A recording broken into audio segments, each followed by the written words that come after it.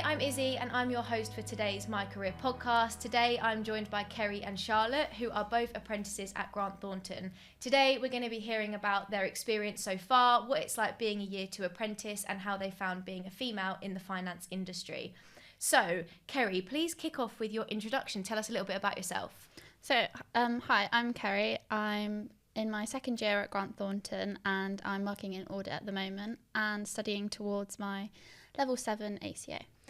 And Charlotte? I'm Charlotte. I'm also working in audit at Thornton and also in my second year studying towards my Level 7 ACA. Perfect. So we've got two amazing young people on the sofa today talking about their experience so far at Thornton. Now, what programmes does Thornton have to offer to young people? So we have our school leaver programme, which we are both currently doing, which you sort of do straight after school. Sometimes we have people that take a gap year and then come after. We then also have a 12-month placement scheme, which students can do sort of in like their third year, I think, of uni, to get like an experience of working, and then also often secure that like grad job after they leave. Our other big thing for like school like leavers is our Ignite Work Experience programme.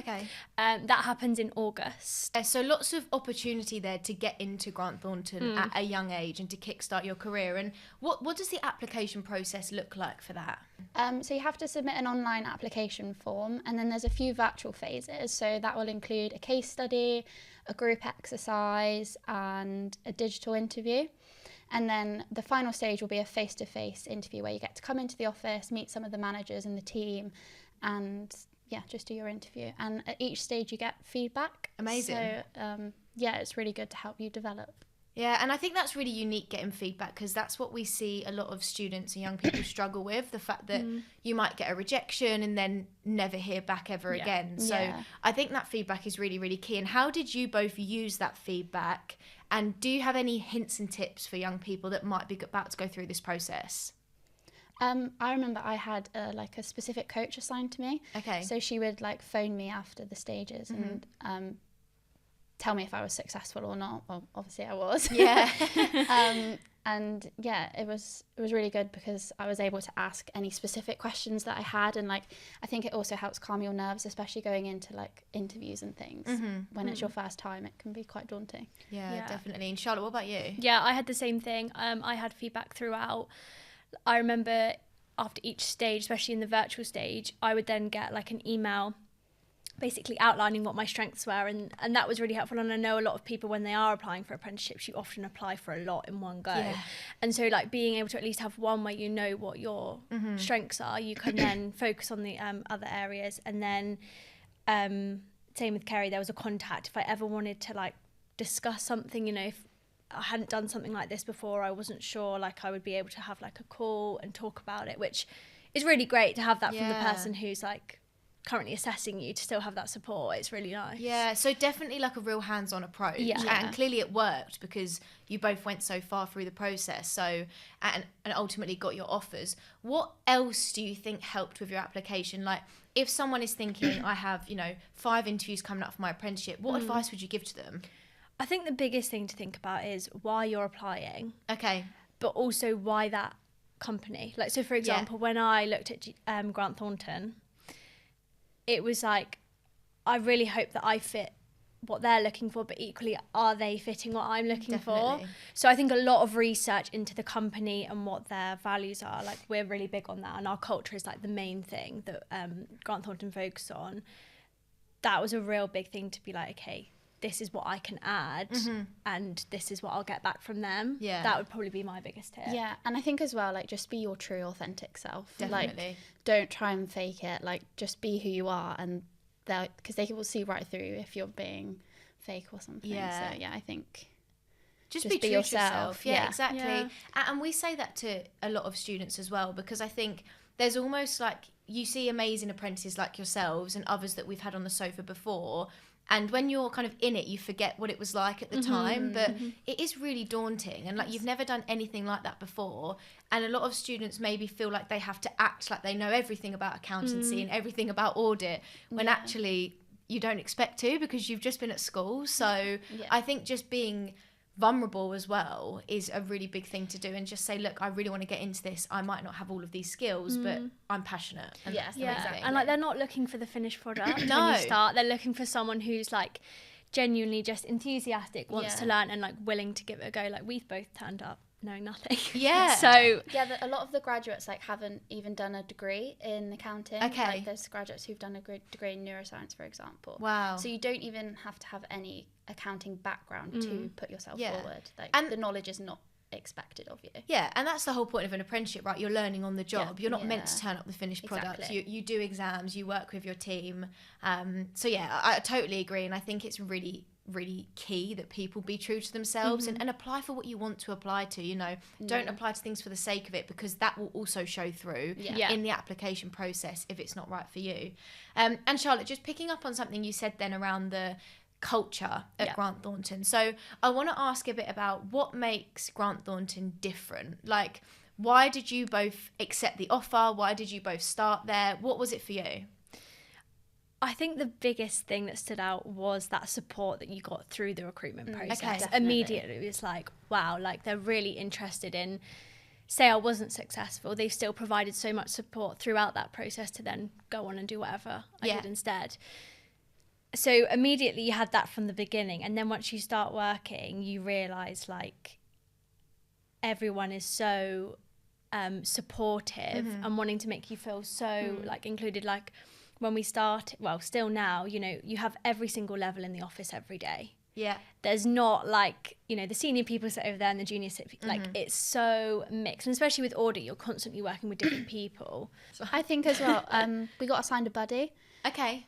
So they're like, they reach out to you before you join. So you've got someone immediately when you first join at the same level as you. Like, you've already got a friend as soon as you join. And I think that's really nice. And it just kind of helps you with that transition from school into work. But yeah, the culture at Grant Thornton, I remember asking my buddy about it. And like, he was talking about like that we do an annual football tournament. We have lots of socials, winter parties, like, there's a massive social side, and like everyone's friends outside of work as well. And I think that's what really appealed to me as well, because not going to uni, I was kind of like worried that being in work, I wasn't going to make friends with people my age. But at Grant Thornton, there is lots of young people there to make friends with. Yeah. And I think that's a really important point to raise, because a lot of young people will say, you know, you're going to miss out on the uni life, the whole social aspect of it. But I've always had a bit of a debate about that, because I think, well, one, when you're doing an apprenticeship, you have money to actually do things, and you're meeting people who you're really similar to, because you're both on the same program, or there's a group of you on the same program. You're all brought in on the same day, you're all working in the same office and environment, whereas at uni there's thousands and thousands of people to potentially meet. Absolutely. So it's much more focused, and the social side is really important. And like you've mentioned there, you know, sports, socials, winter parties, all of that kind of thing, it still happens. You know, you don't go into the workplace and then never see the outside world ever again, which I think is really important. You just get like a different side to it, a more professional side. Yeah, exactly. Yeah, exactly that. So let's talk a bit about you two and how you decided that this is what you wanted to do. So did you always want to do an apprenticeship? Did you consider going to university? Did you apply? Charlotte, let's start with you. So I did consider going to university, and I did apply. That was very much to comply with my school. Okay. And sort of, when you are achieving like good grades, you are often shoved into the bracket of you should go to a uni, and a very good uni, and that is what you should do. So I did consider it.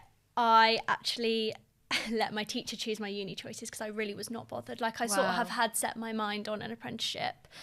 I think I was just eager to earn some money, get some real world experience, and uni lifestyle was not super appealing to me. So yes, I did apply, but it wasn't very thought through. Okay. And when did you get your offer for your apprenticeship? And as soon as you got that offer, did you say, yeah, that's it, I'm not going to uni? So I got my apprenticeship offer quite early on into year 13, so I got it in October. Wow. And you don't then apply for uni until January, I think. January, yeah. So I had it, and I had it secure, but I did just go through with the uni process just for some backup in case, I don't know, something happened and I was like, actually, I really want to go to uni. Yeah. Which I knew wasn't going to happen, but it's like good to have options, which Absolutely. I think is really important. Like, you don't need to close yourself off to one or the other. Like, it's really good to look at all options. So yeah, I did still apply when I had the offer, but I sort of knew that I was going to go towards the apprenticeship rather than uni. Nice. And Kerry, what about you? So I actually applied for medicine. Wow. So obviously my application had to be in October, so that was quite rushed. So I applied for that, and then I also was kind of considering apprenticeship. So we had a big day at my school with like a guy who came in and spoke about all the apprenticeship options there are. So after that I was kind of like, I'm not sure.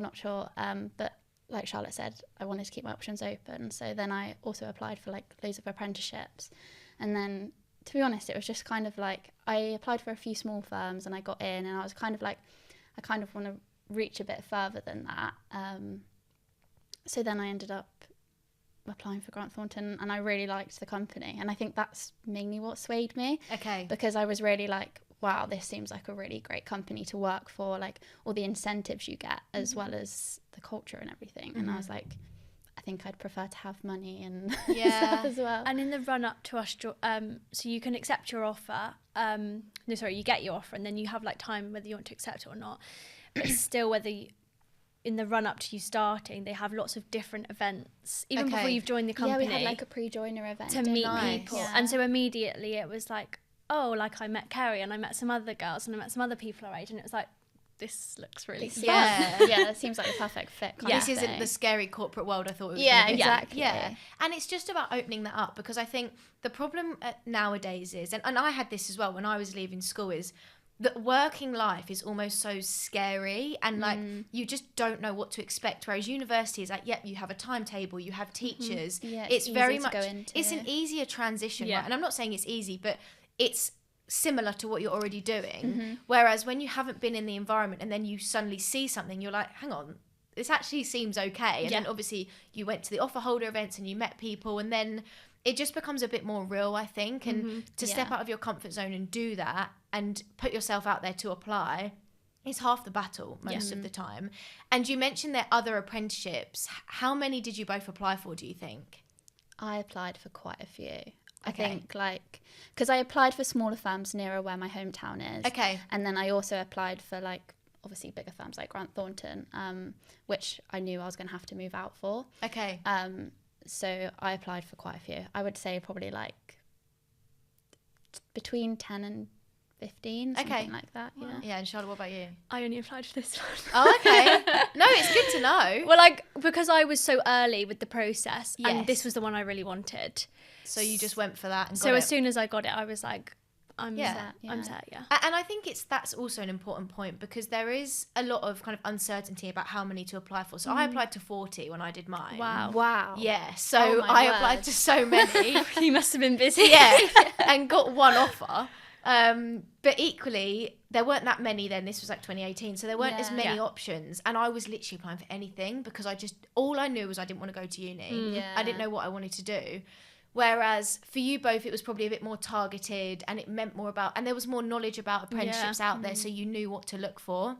But we always encourage people to apply for many, maybe not as many as me, because you might lose sight of what your focus is. But for you, Charlotte, to go for one and get it is amazing. But also, Kerry, with your perspective, you knew that you were going to have to take a bit of a bigger step. So finding the right one for you was super, super important. Yeah, definitely. So what subjects did you both study at school? And the reason I ask that is because do they link to what you're doing now? Not. No. I did biology, chemistry and maths. Wow. And what about you, Charlotte? I did dance, psychology, maths. Okay, so you both got maths in there, Yeah. which I think is probably what most people would assume. But did you have to do maths to get this programme? No. Okay. No. So how have you found that? Like, obviously you've got a maths background. Do you think it's helped you? What would you say? I wouldn't say so. Like, it's more like application of knowledge, I'd say, the study, rather than like, because maths, especially at A-level, it's just a lot of letters. Yeah, true. So- Yeah. It's a different ballgame, isn't it, maths Yeah. A-level? Yeah, I mean, both when we started, a lot of people in our cohort had done business and economics at A-level. And some of them had done accounting at A-level as and well. Wow. Me and Kerry had done, I think everyone in our cohort had done either business, economics or accounting, and then me and Kerry were just like, oh, dance and chemistry. Yeah. I love that though. Yeah, but it actually hasn't done any disfavour or them any favour. No, because where they assume you have zero knowledge from the start, like we do like a fundamentals in accounting insurance the first like few days that you join, so that just sets you up basically for everything else. Yeah, so you've not felt behind anyone else because you hadn't done that. Okay. No. And any maths you do in a day to day, it's done on Excel. Exactly. You've got a calculator. calculator. Calculators now, isn't it? Yeah. So yeah, I think that's really important to raise. And let's talk a bit about the influences in your life. So your parents, your teachers, they think, you know, both clever people. You're both applying to uni. Kerry, you're applying to medicine early on, and then you go, nope, I'm going to go and do an apprenticeship. What was that conversation like, and how did both your parents and teachers, maybe their separate opinions, how did they take it? My teachers didn't really have much knowledge of like apprenticeships. Okay. So they weren't able to help me with my application at all. Like all they knew was uni. They didn't have any knowledge to help me with my application. So it meant I was kind of like not pushed to the side, but like they couldn't do anything for me. So I had to be quite independent really on that. Yeah. I don't know about you, Charlotte? Well, like I said before, at school, uni was very much like what you did kind of thing. Yeah. So, like I said, I did go through the process, but I did say like I am looking at apprenticeships and this is what I want to do. And my teachers had said to me, I think accounting would be a really good suit for you, but that was only in terms of uni. Okay. Courses. So I actually had a family friend who went through this exact program, and so I had a lot of support and mentoring from him during this process of like going through the like application process. So my teachers weren't, I mean, I got my offer quite early, so I kind of was like, well, I'm doing this now, and they weren't, I don't know what They I'm didn't saying. discourage, or my teachers didn't discourage No. it. Like they were fine. They weren't annoyed at you for not going? No, it No, wasn't. not at all. No. Or trying to talk you out of it? No, there was nothing of that. I mean, my parents were like 100% supportive either way. Okay. Yeah, mine Like, too.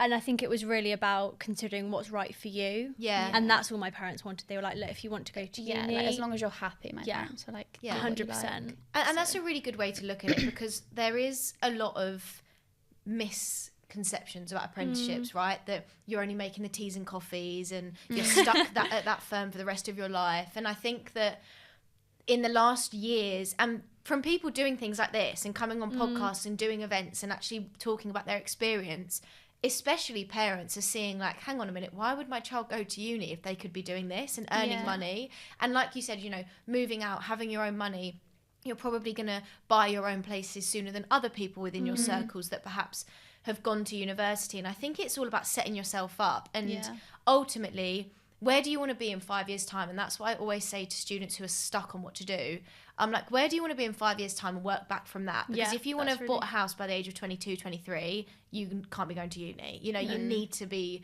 doing an apprenticeship and earning a wage.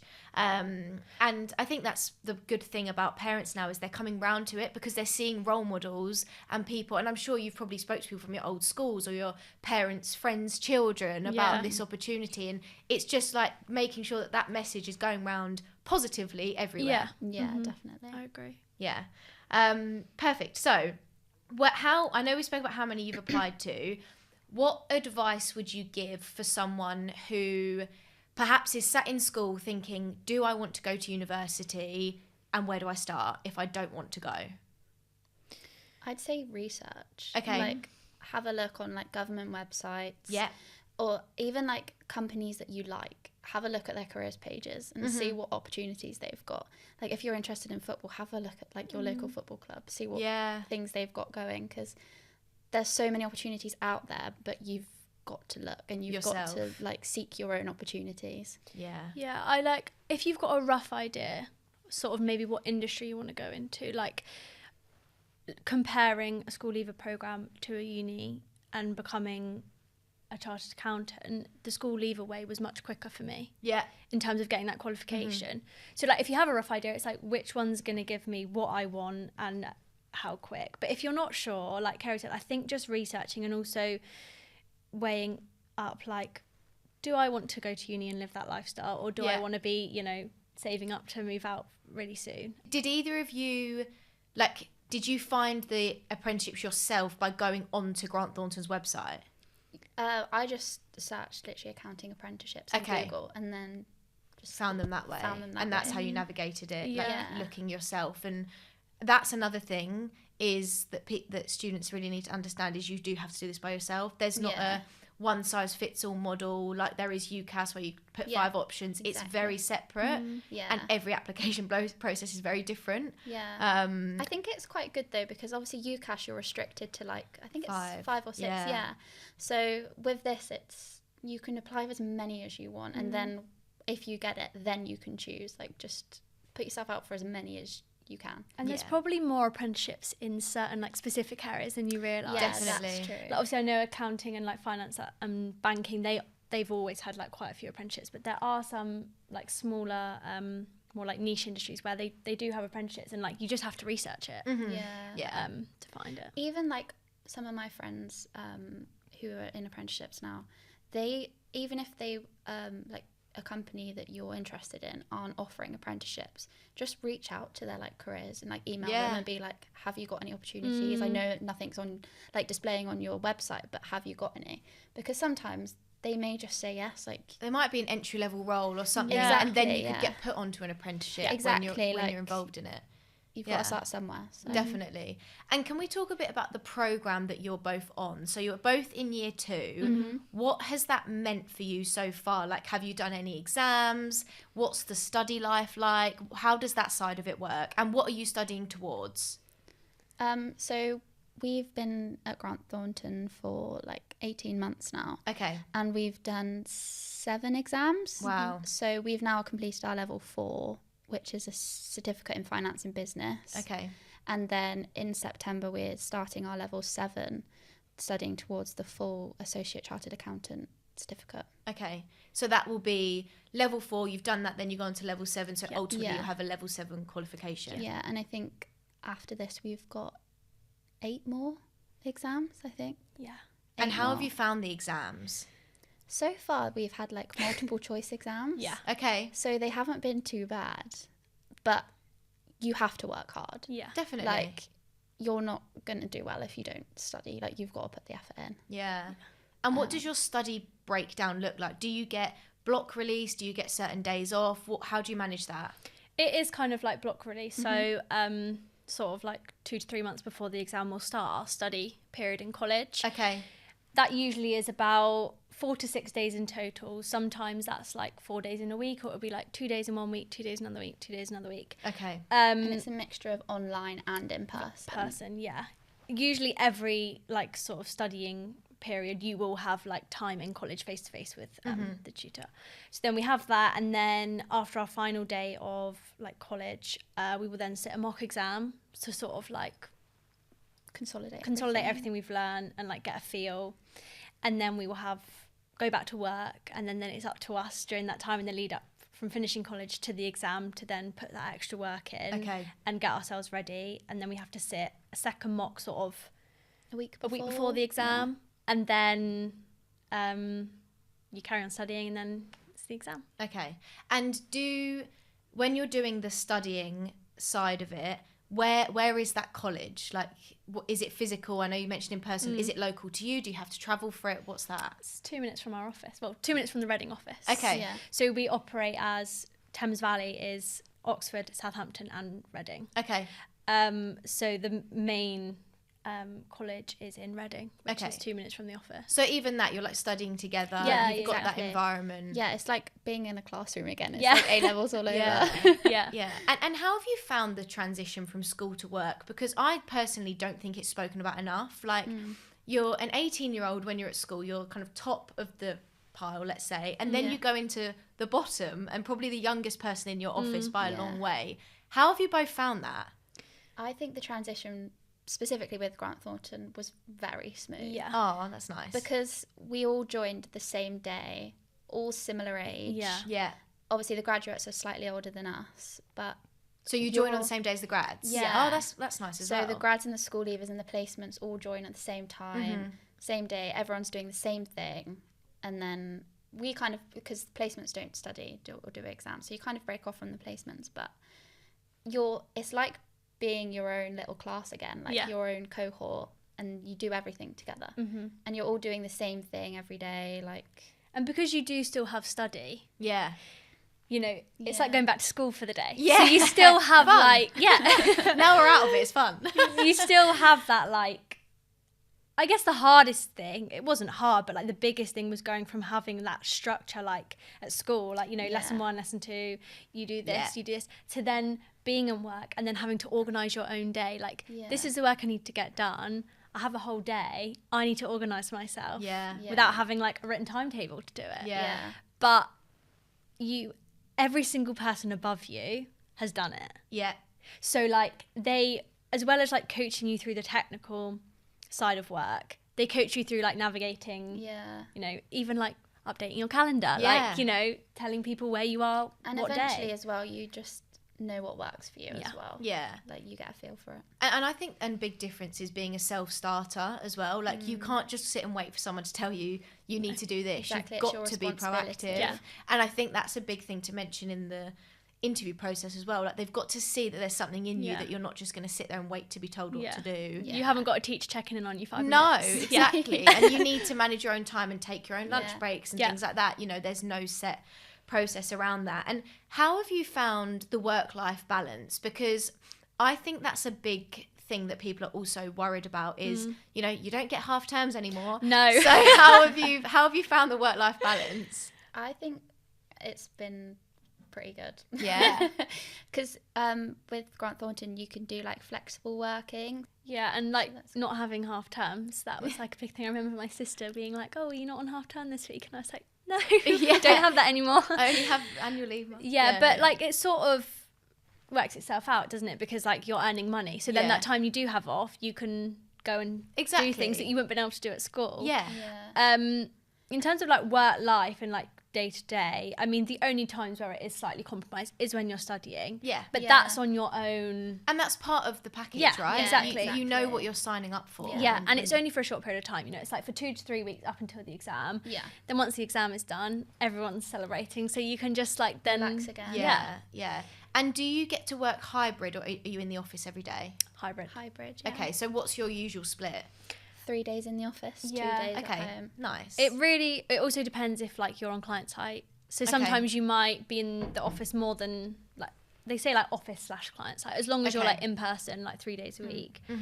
When you start it is 4, which is really important because that way you're meeting people, you're building your relationships with people in the office, and you're like making your name known. I also think that's something that's really like unique and different about Audit is that we get to go on client site. Yeah, definitely. And like work in the client office, meet the client face to face. Like it's so great so early in your career. It's really daunting. Like when you first do it, you're like, oh, like I'm an 18-year-old like scrutinizing this 40-year-old that's doing this work, and they're like, it's the Apprentice. I know.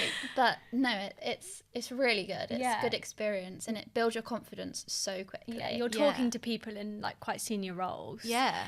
And straight away. Like, you know, I was just doing dance like 3 months ago. Now I'm talking to like the FC of this company. Like amazing. But there's no better way than to build your confidence in your skills than just being thrown in. I totally agree. And I think like imagine if your like teachers could see you now, like doing what you're doing when they're trying to get you to do this UCAS profile and this, that and the other. Like you're making such an impact, and I think that's a huge thing is apprentices make impact. They don't just make teas and coffees. They don't organise people's diaries. They actually have real jobs and real responsibility.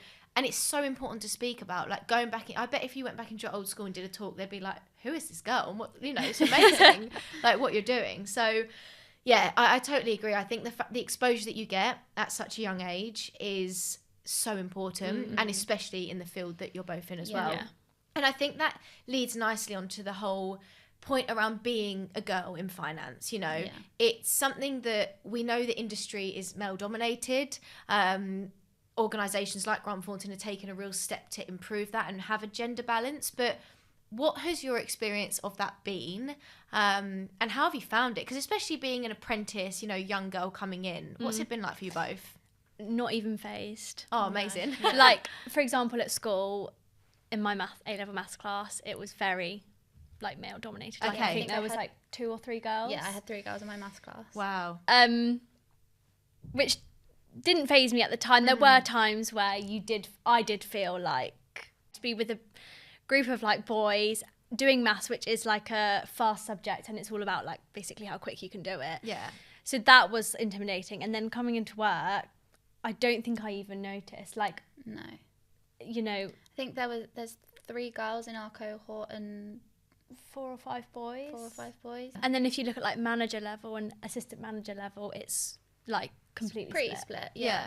And I think what you spoke about at the beginning around the application process and the support, you probably could understand that they really cared about you all as individuals as well. And 100%. the whole culture piece just alludes to that even more. Like, it doesn't matter if you're a boy or a girl, you're going to do well in this field. Yeah. And it's so nice to hear that you've not found, you know, any issues. What about you, Kerry? Yeah. Do you feel the same? Yeah, absolutely. Yeah, there's Never been a problem. no. No, there's not much to talk about on that. No, it's great. It's Like, good that there's nothing to talk about. Yeah. What advice would you give to other girls or young women who might want to do this, but they're worried about it maybe being male dominated? What would you say to them?